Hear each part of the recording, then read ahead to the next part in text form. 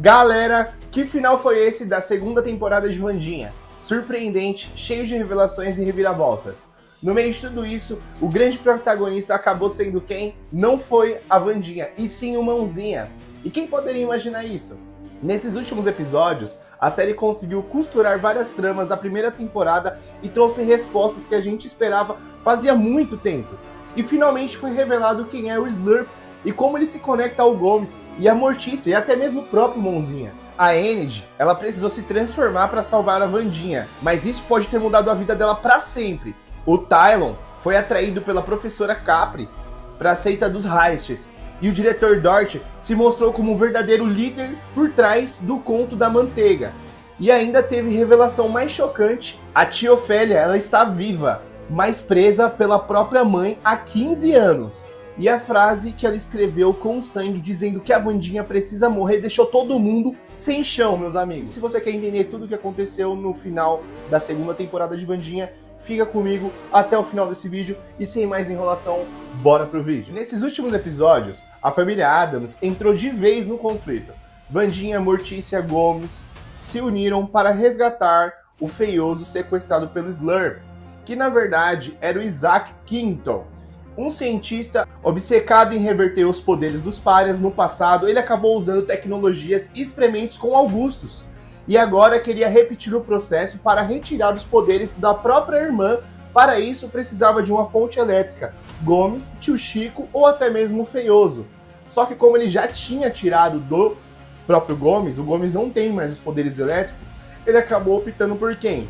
Pelo Feioso. O Feioso ele já estava ali, né, na escola, então era muito mais fácil capturar o Feioso, que tecnicamente ele não é uma criança tão inteligente assim, igual a Wandinha, porque a Wandinha ela se sobressai de todos os outros, e ele acaba capturando o Feioso para realizar esse plano. E é aqui que está a resposta de mistérios antigos. O Gomes ele já teve poderes, mas perdeu tudo quando Isaac usou como cobaia.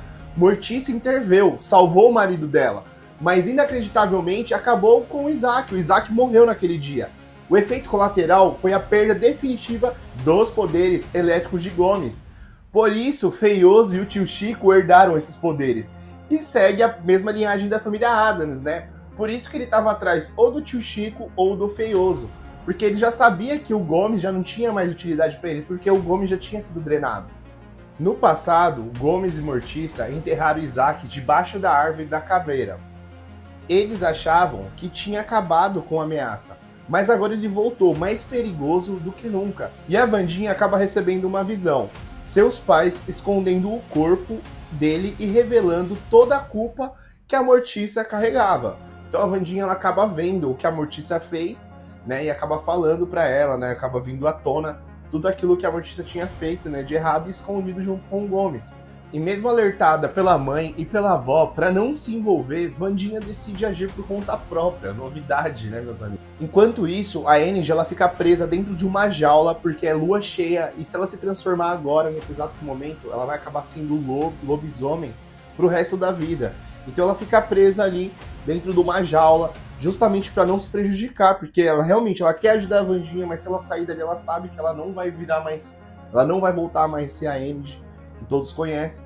Ela vai ficar com o formato de lobisomem para sempre, mas acaba aparecendo aquela amiga dela ali, aquela amiga que idolatra a Wandinha, e acaba falando que a Wandinha tá em perigo, e a Enid, né, como uma das melhores amigas da Wandinha, acaba saindo para ajudar a Wandinha. E o Isaac entrega a Wandinha um globo de neve, em um formato de caveira com a palavra meia-noite.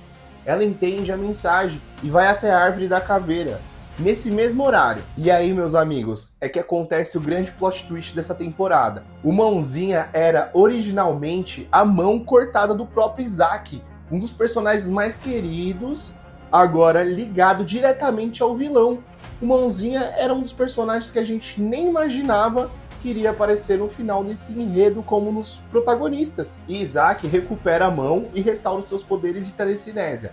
E ele tenta enterrar a Wandinha viva. Nesse momento, Enid arrisca tudo e se transforma em Alpha para salvar a sua amiga. O Tyler acaba sendo usado como cobaia da máquina, criado por Isaac, em um plano que envolvia até a própria mãe. A máquina começa a sugar os poderes do Hyde contra sua vontade. Wandinha, ela tenta intervir, mas sabe que só outro Hyde poderia derrotar o Tyler.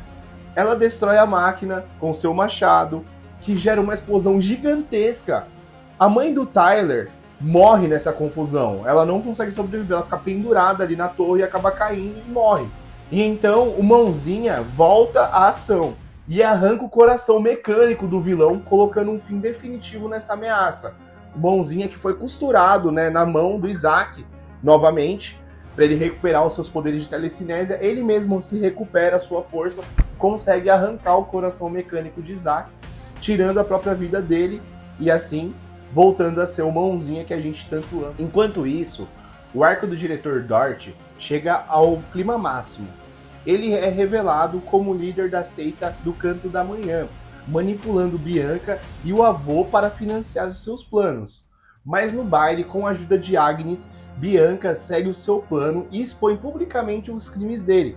E quando ele tenta contra-atacar, o Ajax acaba entrando em cena e acaba transformando o Dort em pedra, e um lustre despenca em cima dele. E é fim da linha para esse diretor, né, meus amigos? Com isso, a escola Nevermore fica novamente sem uma direção. Após a morte da diretora Williams e do Dort havia assumido o controle, agora o futuro da escola é incerta. E quem será o próximo diretor? Alguns já apostam como principal candidata quem? A própria Morticia. E chegamos à maior revelação do final.